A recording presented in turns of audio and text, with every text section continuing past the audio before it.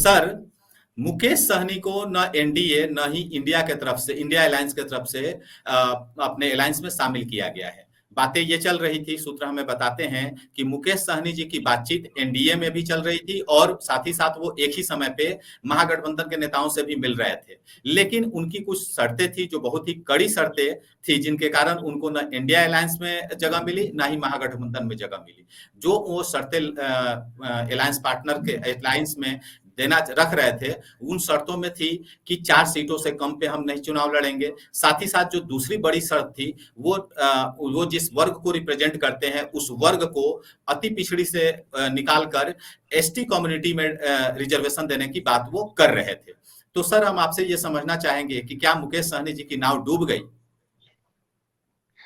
पीयूष जी, इसके दो पक्ष देखे जाएं। जैसे आपने कहा कि ना एनडीए ने रखा उनको, ना इंडिया गठबंधन जो है जनबंधन ने उनको रखा। तो अब इसके दोनों पक्ष को देखें अगर, तो पहला सवाल ये आता है कि आखिर ऐसा क्यों हुआ, क्यों उनको नहीं रखा गया। तो उसके अपने ऐतिहासिक परिप्रेक्ष्य हैं। राजनीति में जब से मुकेश जी आए हैं तब से लेकर आज तक वो सिर्फ इस पाले से उस पाले की तरफ किसी पाले को खोज रहे हैं कि किस पाले से हमें मिल जाएगा। शुरुआत जब हुई राजनीति की, तो तब से लेकर के आज तक सिर्फ और सिर्फ वो पाला देख रहे हैं कि किधर हमको मिलेगा जगह। पहली बात तो अगर आप इस तरह से शुरुआत करते हैं ना, तो बहुत अच्छी नहीं होती है।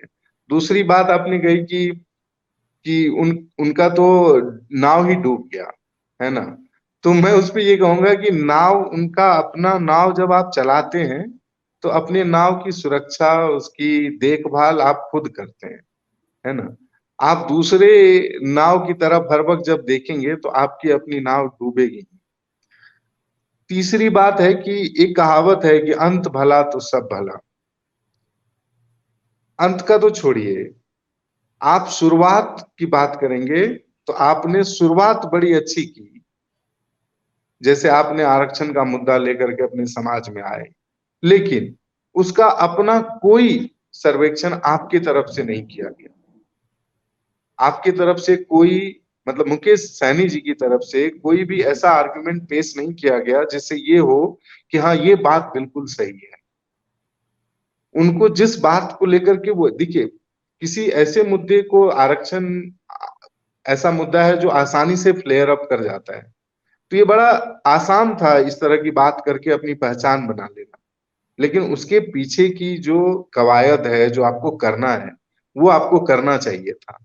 तो समाज में जहां जहां भी निषाद समाज की जो रिप्रेजेंटेशन की बात मुकेश सहनी जी करते हैं, लगभग 12 जिले में जो है जनसंख्या है और काफी बेहतरीन जनसंख्या है जो राजनीति को प्रभावित भी करती है। लेकिन मैं बार बार यही सोचता हूं कि उनको ना धीरज है, और राजनीति में धैर्य की आवश्यकता बहुत ज्यादा होती है। और जब आप एक सामाजिक आंदोलन को चिंगारी दे रहे हैं, तब आप सिर्फ उसको चिंगारी नहीं देते हैं, उस सामाजिक आंदोलन को बहुत लंबे समय तक चलाना होता है। शायद मुकेश सहनी जी अभी तक किसी भी सामाजिक आंदोलन का बढ़िया से जो है अध्ययन नहीं किए हैं। अगर वो देखते कि कोई भी सामाजिक आंदोलन हो उसमें कितने बरस लगे। अंबेडकर जी ने खुद कहा कि social change takes lot lot time. सामाजिक परिवर्तन, सामाजिक आंदोलन में बहुत समय लगता है। ये कोई राजनीतिक आंदोलन नहीं है कि दिल्ली चलो और कल रात में सरकार गिरा देंगे। सामाजिक आंदोलन है, आपको समाज को बदलना है। तो मुकेश सहनी जी शुरुआत किए सामाजिक आंदोलन का, और उससे वो राजनीति बहुत जल्दी निकालने लगी। मैं ये नहीं कहता हूं कि हर राजनीति का जन्म सामाजिक आंदोलन से होता है, लेकिन इतनी जल्दी नहीं होता है जितनी जल्दी वो। दूसरी बात, आप जो बार्गेन करने की स्थिति में आए हैं कि हमको 6% वोट का हम मालिक हैं, वो दिख नहीं रहा है। लगातार आप इलेक्शन लड़ रहे हैं, उसमें वो दिखाई नहीं दे रहा है कि आप 6% वोट को इधर से उधर कर सकते हैं। 6% वोट बहुत ज्यादा वोट होता है। अगर वो इधर से उधर हो जाए तो कई पार्टियां चुनाव हार जाएंगी, लेकिन वो चुनाव के दर बदर दिखाई नहीं दे रहा है। इसलिए मेरा मानना है कि मुकेश सहनी जी को अभी बहुत बहुत शांति से बैठकर अपने समाज में, समाज को पहले इकट्ठा करना चाहिए। अभी कोई भी पार्टी उनको क्यों देगी चुनाव? अब अगर बात करें बीजेपी की, एनडीए की, तो उनके पास तो निषाद का अपना ग्रुप है ना, उनके पास सांसद हैं, अभी भी वो मुजफ्फरपुर में जो चुनाव लड़ाए हैं वो भी निषाद को लड़ा दिए हैं, है ना। वैसे आरजेडी के पास भी है, सहनी का पूरा एक कुनबा है आरजेडी के पास, वो उनको लड़ाएंगे, आपको क्यों देंगे। आप जब ये कह रहे हैं कि मेरा ही है सब कुछ, तो ये इसको दिखाना भी पड़ेगा, जो अभी तक दिखा नहीं है। कई इलेक्शंस हुए जिसमें ये मौका दिया गया कि दिखाइए आपकी कितना, आपका जो है पावर है, लेकिन वो दिखा नहीं पाए। तो इसलिए मुझे नहीं लगता है कि इस बात पर मुकेश सहनी जी इस इलेक्शन में, मुकेश सहनी जी का कोई बहुत बड़ा रोल होने का संभावना मुझे तो नहीं दिख रहा है। बाकी अब समय राजनीति में तो एक दिन में सब कुछ बदल जाता है, लेकिन अभी तो नहीं दिख रहा है। तो उनकी नाव डूबी नहीं है, ये कहना थोड़ा अनुचित होगा, क्योंकि राजनीति, वही मैंने कहा ना कि बड़ा अस्थिर चीज है, वो धीरे धीरे, कब वो दूब की तरह है, कब उसमें एक बूंद पानी पड़ जाएगा फिर से वो आ जाएगा। मैं बार बार उनके सहयोगियों को कहा हूं कि आप ना, आप लोग इस मुद्दे के बाद साथ रोहिणी कमीशन जो है, जो गठित हुआ, जिसकी रिपोर्ट आनी है, उस पर, उसको जोड़ करके बात कीजिए, तब शायद आपको ज्यादा स्ट्रेंथ मिलेगा। लेकिन उन पर उन्होंने बात नहीं किया शायद, तो ये तो होना ही है, ऐसा ही होता है। जी। सर, संजय सर, दीपक सर ने ये कहा कि उनके अंदर, मुकेश सहनी जी के अंदर धैर्य की कमी है, और ये हम पूरे, जब से वो राजनीति कर रहे हैं तब से हम ये देख रहे हैं कि एक पाले से दूसरे पाले, दूसरे पाले से तीसरे पाले, और उसकी अपनी, आप अपने सीट पे बीजेपी के उम्मीदवारों को चुनाव लड़वाते हैं, वो फिर आपकी पार्टी छोड़ के चले जाते हैं, आप अकेले बचते हैं।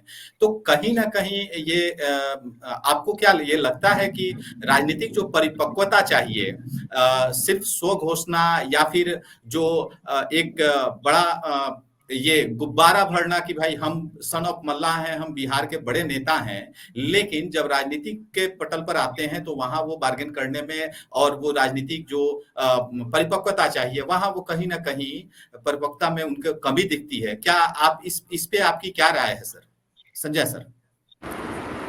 देखिए, शुरुआत तो मुकेश सहनी ने बहुत अच्छा किया। वो अपने समाज के एक असर्टिव बड़े लीडर के रूप में उभरने की उन्होंने कोशिश की, और बाकी जो उस निषाद समाज से थे वो बड़े वट वृक्ष के नीचे फल फूल रहे थे, और वो उस समाज को रिप्रेजेंट कर रहे थे। ये बात भी सही है कि 11-12 जिले में निषाद समाज का वोट जो है काफ़ी प्रभावकारी है, और वो जीतने हराने की क्षमता रखता है। लेकिन सिर्फ ये हो जाने से ये कैसे साबित होता है कि सहनी जी जो है वह सर्वमान्य नेता हो गए निषाद समाज के। उस पर क्लेम तो और भी लोग कर रहे हैं। तो उनको सबसे पहले जो है वो सर्वमान्य नेता निषाद समाज का बनने में जितनी भी मेहनत करनी है वो मेहनत करनी पड़ेगी, तब जाकर के वो समाज उन्हें जो है एक ऑल एक्सेप्टेड नेता के रूप में उनको एक्सेप्ट करेगा, और फिर धीरे धीरे अपना वो जो बेस है वो अपने जातिगत समाज बेस से हट करके और भी दूसरी जातियों को उसमें समावेश करके चलें, तो ये एक तरह से कह सकते हैं कि वो सफल हो सकते हैं। लेकिन मैं इस बात से बिल्कुल सहमत हूँ कि उनमें उतावलापन ज़्यादा है। स्लोगन रेस करके वो चाहते हैं कि पॉलिटिक्स में एंट्री तो आप मार लेंगे, लेकिन आप सस्टेन नहीं कर पाएंगे। सस्टेन करने के लिए वो जो सामाजिक सोशल मूवमेंट का जो अलग है वो आपको जगाए रखना पड़ेगा, और उसके बाद ही आप क्लेम कर सकते हैं कि इस समाज के बूते हमें आप अभी वो ऐसा कुछ दिखलाया नहीं आपने, और आप बिल्कुल बराबरी करने लगे चिराग पासवान जी से कि उनको भी उतना ही वोट है, तो उस लॉजिक से उन्हें भी जो है उतनी संख्या में लोकसभा की सीट चाहिए, 4 से नीचे हम लड़ेंगे नहीं। और प्लस उसमें रिजर्वेशन की भी बात करने लगे कि एसटी के तहत उनके समाज को रिजर्वेशन दिया जाए। तो हमारे ख्याल से अभी जो राजनीतिक हैसियत है उनकी, उस हिसाब से उनको इतने बड़े बड़े दावे या इतनी बड़ी बड़ी मांगे करने का हमें नहीं लगता है कि कोई औचित्य है। उनको जो मिल जाए, और वर्तमान में जो राजनीतिक परिस्थिति है उसमें आप इस तरह से, हम इनका भी हाल देख ही रहे हैं, पारस जी का, उनको भी किनारे लगा दिया गया, जबकि वो सेंटर में मंत्री रहे हैं इस वर्तमान गवर्नमेंट में। तो अभी का माहौल देखते हुए मुझे नहीं लगता है कि उतनी कड़ी शर्तें लगाने की ज़रूरत थी। जी। मुकेश सहनी पे बात हो गई। हम दीपक सर, हम आपके पास फिर से आते हैं। एक और राजद बात मैं पीयूष जी, मैं मुकेश सहनी जी पर एक बात, संजय सर से मैं बहुत सहमत हूँ इस बात से। देखिए, सबसे बड़ी बात है क्या कि लोग, उनको शायद उनकी पार्टी को ये समझना चाहिए कि आप निषाद समाज की जब बात करते हैं और उसमें इतनी सारी उपजातियां हैं, तो पहले तो आप उन उपजातियों को एक जगह ला करके उसको समाज में कन्वर्ट करेंगे, तभी तो आप उसका रिप्रेजेंटेशन करेंगे, है ना। तो ऐसा नहीं है जैसे मुजफ्फरपुर में मल्लाह है, तो वहीं आप झंझारपुर में जाएंगे तो वहां जो है केवट धानु का पॉपुलेशन बहुत ज्यादा है ना। तो वहाँ वो केवट धानु को भी आप अपने में जोड़ रहे हैं, लेकिन वहां तो दूसरा नेता कह रहा है कि हम हैं यहाँ पर रिप्रेजेंटेशन दे रहे हैं, है ना। वहां रामप्रीत मंडल अपना झंडा गाड़े हुए हैं। तो आपको समाज को एकत्रित करना पड़ता है और सामाजिक आंदोलन खड़ा, जो सर ने कहा बहुत अच्छी बात कही कि आप चिंगारी भड़का देंगे, तड़क भड़क की राजनीति कर देंगे, उसको सस्टेनेबिलिटी मिलनी चाहिए। वो सस्टेन नहीं कर पाएंगे, उस तरह की राजनीति सस्टेनेबल है भी नहीं। आप बहुत आसानी से कोई आग लगा सकता है, लेकिन उस आग को बराबर रखना ये बहुत मुश्किल काम है। और शायद मुझे लगता है कि एक बहुत नजदीक में एक मूवमेंट हुआ इस देश में, और मुकेश सहनी जी की टीम ने ना उस मूवमेंट को जरा सा भी नहीं पढ़ा या समझा या देखा या ऑब्जर्व नहीं किया। वो था किसान आंदोलन, कि कैसे आप सालों साल जो है ना एक आंदोलन को चलाते हैं। ये बहुत इंपॉर्टेंट था, उससे शायद सीखते तो उनको ये बहुत। और जो बात है कि अभी का राजनीतिक परिदृश्य नहीं है बार्गेनिंग का, नहीं। आपको अभी अगर पाला ही ढूंढ रहे हैं तो आप जुड़िए और आगे, है ना, जो मिल जाए। जैसे हम लोग जब दिल्ली यूनिवर्सिटी में जब आंदोलन में जाते थे तो 12-13 डिमांड लेके जाते थे, और 12-13 डिमांड में से, और आप भी जेएनयू में भी खूब सारा डिमांड का लिस्ट लेकर के लोग एड ब्लॉक पहुंचते थे, और उसमें से एक दो एडमिनिस्ट्रेशन मानता था और बाकी लेकर के हम लोग झंडा बुलंद करते थे कि हम जीत गए, है ना। तो उसी पे एक दिन मैंने सवाल पूछा है कि 12 डिमांड था और 2 डिमांड एडमिनिस्ट्रेशन ने माना है, तो हम लोग सेलिब्रेट क्यों कर रहे हैं। तो जो जो लीडर थे उन्होंने कहा कि ये मिल गया, ये ले लेते हैं, बाकी संघर्ष जारी रहेगा। ये करना जरूरी था उनके लिए, कि आपको जो मिल रहा था आप लेते और उसके बाद संघर्ष जारी रहता। जी। जी, सर, इसी से जुड़ा हुआ आप दोनों से हम बारी-बारी से आते हैं और संक्षिप्त में इसका जवाब चाहेंगे कि अब मुकेश सहनी जब दोनों ही गठबंधन से आउट हो चुके हैं, तो इस परिस्थिति में उनको क्या करना चाहिए? क्या उनको चुनाव लड़ना चुनाव लड़ना चाहिए उनको, या फिर अभी उनको बैठ के, जैसा कि आपने कहा कि अभी बैठ के उनको सामाजिक आंदोलन को ही बड़ा बनाना चाहिए, लोगों को, अपने समाज के लोगों को, या वो जिस वर्ग को रिप्रेजेंट करते हैं उनको इकट्ठा करना चाहिए? लेकिन सवाल यही है, राजनीति में, ये राजनीति के लोकतंत्र के सबसे बड़े पर्व में अगर आप पार्टिसिपेट नहीं करेंगे तो फिर आपको भी दिक्कत होगी, आपके जो लोग हैं जो आपके साथ इतने उम्मीद से जुड़े हैं वो भी आपसे छिटकेंगे। सर, दीपक सर, सबसे पहले हम आपकी प्रतिक्रिया चाहेंगे। देखिए, ऐसा है कि मैं अगर मुकेश सहनी जी की जगह हूं तो मैं यही करूं। मेरा मानना है कि मुकेश सहनी जी को ना थोड़ा वक्त लेना चाहिए, अपने वापस जाना चाहिए। जब आपकी जमीन खिसक जाती है ना, तब आपको वापस अपने जमीन पर जाना चाहिए। अभी ज्यादा बड़ा मुद्दा ये है कि आप किसी एक पार्टी को बिना उसके मांगे, जो आपको लगता है कि इसके पास रहने से हमारी मांगे शायद पूरी हो जाएंगी, इनके साथ कभी हमारा एक बार्गेनिंग हो सकता है, उनको आप सहयोग कीजिए और ये कह देना कि अच्छा आपने हमको नहीं रखा, कोई बात नहीं, हम चुनाव हरा देंगे। चुनाव हराने भर से आपका आपका जो डिमांड है वो पूरा नहीं हो रहा है। चुनाव जिताने से डिमांड पूरा होता है, चाहे आप एनडीए को सहयोग दें या आप जो है इंडिया गठबंधन को सहयोग दें, किसी को भी दें, वो आपके आपके ऊपर निर्णय छोड़ रहा हूं मैं। लेकिन आपको ये तय करना पड़ेगा कि हम हराएंगे नहीं, हम जिताएंगे, है ना। आप सिर्फ ये कर लेंगे कि आप एक कैंडिडेट डाल देंगे और वो 50,000 1 लाख वोट ले आएगा और वो किसी कैंडिडेट को हरा देगा, इससे बात कहाँ बनती है, इससे बात नहीं बनती है। आपको जिताना होगा, इसीलिए आप अभी उनको ये चाहिए कि वो आराम से एक पक्ष चुने कि भाई इसी पक्ष के साथ हमें एक लंबे समय में अपनी डिमांड को पूरी करवानी है, और तब जाकर के उनका सहयोग करें, इसी चुनाव में सहयोग करें और फिर अपनी जमीन पर काम करें, है ना। उनका जो ये जो हैट फैट का राजनीति, गांव में हमारे एक आदमी कह रहे थे कि हैट फैट का राजनीति करता है वो।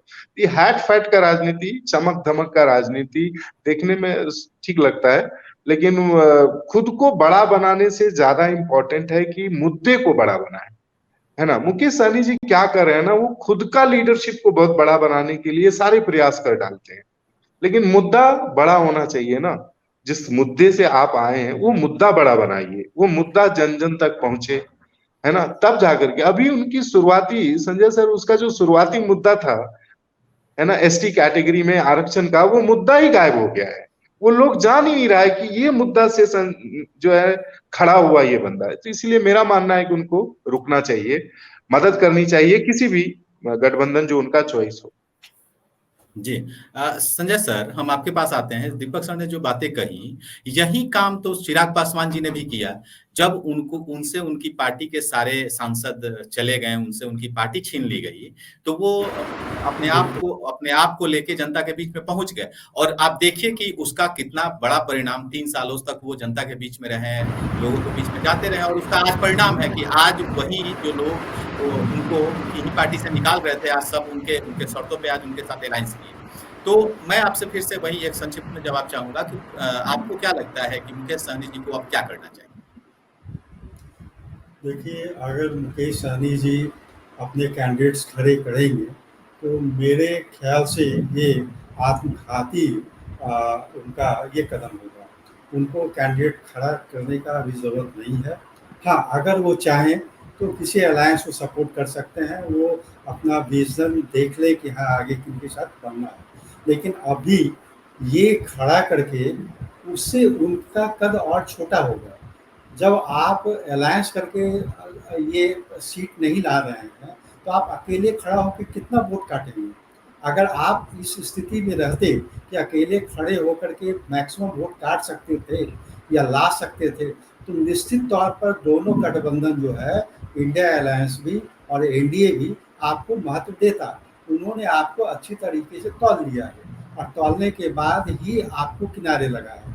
तो ऐसी स्थिति में अगर ये फिर भी नहीं मानते हैं और कैंडिडेट खड़ा करते हैं तो ये अपने आप को कमजोर ही करेंगे। मेरा तो यही मानना है, स्पष्ट मानना है। जी, इसी के साथ आप देखेंगे आज ही अभी रिसेंट डेवलपमेंट हुई है कि पशुपति पारस जी, जो जब उन्हें सीटें नहीं मिली एनडीए के तरफ से, तो उन्होंने अपने ट्विटर से मोदी का परिवार वो हटा दिया। लेकिन अभी फिर से ये सूचना आ रही है कि वो फिर से एनडीए में हैं। वो उन्होंने घोषणा की है कि मैं एनडीए में हूँ, और वो चुनाव नहीं भी लड़ रहे हैं। तो ये बार्गेनिंग भी बैकडोर से चली है, और इस तरह की बातें भी हो रही है। भविष्य में उनको निश्चित तौर पे जी, और जी सर, जी करने सर। से क्या क्या फ़ायदा हुआ? एक बार हटाया, फिर आपने लगा ही लिया। अगर आपने जी। विज़न होता तो आप हटाते ही नहीं। जी। ये मेरा कहना है। इसीलिए आउट ऑफ जी। रिएक्शन जा करके अगर कोई आपके कोई हटाने से बार्गेनिंग हुई दबाव होगी। बनता, जी, कोई बार्गेनिंग हुई होगी, ठीक जो है। भविष्य में देने की बात हुई होगी। निश्चित तौर पे वो लेकिन भविष्य में देखेंगे। पब्लिक में तो लेकिन जी, पब्लिक में तो मैसेज खराब गया ना। जी, ये भी तो जी, देखना बिल्कुल। चाहिए। जी। अगर आपको हमारा वीडियो पसंद आया हो तो बिहान इंडिया के चैनल को लाइक कीजिए, सब्सक्राइब कीजिए और अपने परिवार और अपने दोस्तों के साथ शेयर करना ना भूलें। साथ ही हमारा बेल आइकन भी जरूर दबाएं और हमारा चैनल ट्विटर, फेसबुक और यूट्यूब पे है, तो तीनों जगह अपना सपोर्ट जरूर दिखाएं।